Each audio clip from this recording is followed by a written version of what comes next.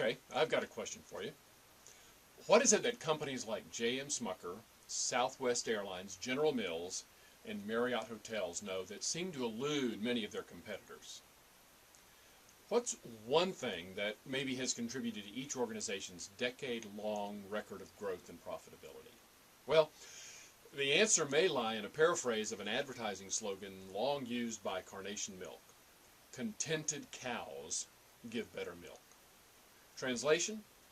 Satisfied, engaged employees give better performances, which results in better business outcomes. So I want to answer 3 questions in this, our first episode of what we're calling a half pint of fresh milk from contented cows. The questions: employee engagement. What is it? Why do I want it? And how do I get it? Number 1, what is it? What is employee engagement? Well, I'm going to answer a question with a question, really a series of questions. How into your job are you? How connected do you feel to the organization whose name appears in your paycheck? How much of your career can you see spending there? And how much of yourself do you put into your work because you want to, not because you have to?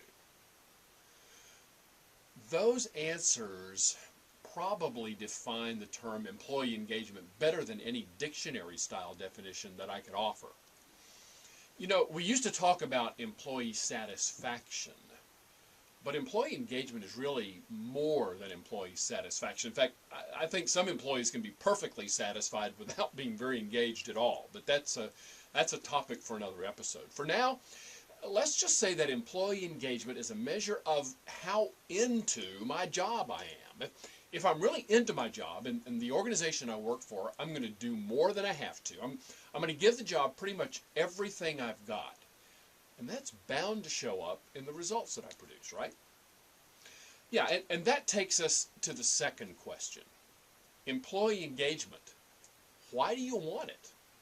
I mean, you may be asking, why should I even care about employee engagement as long as the work is getting done? Well, if you're managing a business, or if you own a business, or even if you just have a little money invested in a business, you'd better care, because there's a strong connection, a huge connection, between employee engagement and business outcomes, as in profit. In fact, here at Contented Cow Partners, our research over the last 18 years shows that an intentional strategy of having a focused, engaged, and capably led workforce is one of the best things any company can do for its bottom line. Bill Catlett and I have been writing books about the bottom line connection between people practices and profit performance since 1998. I know some of you who are watching this now were just in grade school then. Don't rub it in, okay? But it's true. No matter how we run the numbers, we can't get them to come out any other way than that which convinces us that how you treat people at work matters. And it matters a lot, especially if you're in business to make a profit. Our latest book is called Contented Cows Still Give Better Milk, the plain truth about employee engagement and your bottom line. And I'm not going to read you the book here. You can get it from Amazon or on our website, contentedcows.com, and other places too. But once again, 14 years after our first book came out, Bill and I have been able to make a really compelling business case for creating a focused, engaged, and capably led workforce. And it all boils down to kind of a 6-word mantra that we use. Treat people right, make more money. So the third question is employee engagement. How do you get it? Well, first, you don't get it by watching a 3-minute video, but here are some ideas to kind of get you started. I want you to come back to this channel and check for new videos that'll go into more detail. But first, it starts with hiring. As any baker knows, great cakes start with great ingredients. Same thing goes for your workforce. It's what we call hiring for fit. Frankly, most of us spend too much time worrying about skills and technical qualifications and not nearly enough time screening for things like heart, passion, temperament, nature, and whether or not the person even has the potential to be happy, productive, and successful working around here. So, here's your first assignment. Today, sit down with your leadership team and write down what are the things that people have to have. I'm not talking about degrees or experience or using this software application or that piece of equipment or stuff like that. No. What are the non-technical traits that they have to possess to make it in your organization?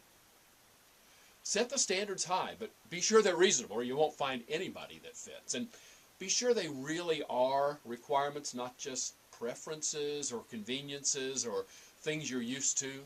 You'll end up putting the wrong filter on the process and run the risk of leaving some of the best qualified people out on the doorstep. Learn to use behaviorally based interviewing techniques. If you don't know what that is, ask your human resources professional. And if you don't have one of those, get one. Either hire one on staff or on contract, but get somebody to help you with those kinds of things. And if you end up making a bad hiring choice, as unpleasant as the whole process is, you've got to end the relationship sooner rather than later. Prolonging the inevitable, if it truly is inevitable, isn't doing you any good or the person you hired. Be sure your process is defensible, but if the problem is one of fit and not of performance, don't go making up some bogus performance issue just to make things look good. Be honest. Say, this employment relationship just isn't working for any of the parties involved, and it's best to end it sooner rather than later. If you hang around Bill Catlett or me very long at all, one of the people you're likely to hear us quoting is Bill Marriott, the hotel guy. One thing he said is, get good people and expect them to perform. Terminate them quickly and fairly if you make the wrong choice. This is just the first in a series of short videos we're making to help leaders who are managing at all levels of the organization to build that focused, engaged, and capably led workforce I talked about at the beginning. And don't let the contented cows thing throw you. It's just a metaphor. But business leaders can learn a lot from dairy farmers. In the same way that contented cows do give better milk, engaged employees give better performances. I'm Richard Haddon. Come back and check out the Contented Cows channel for more advice on leadership, employee engagement, and the workplace.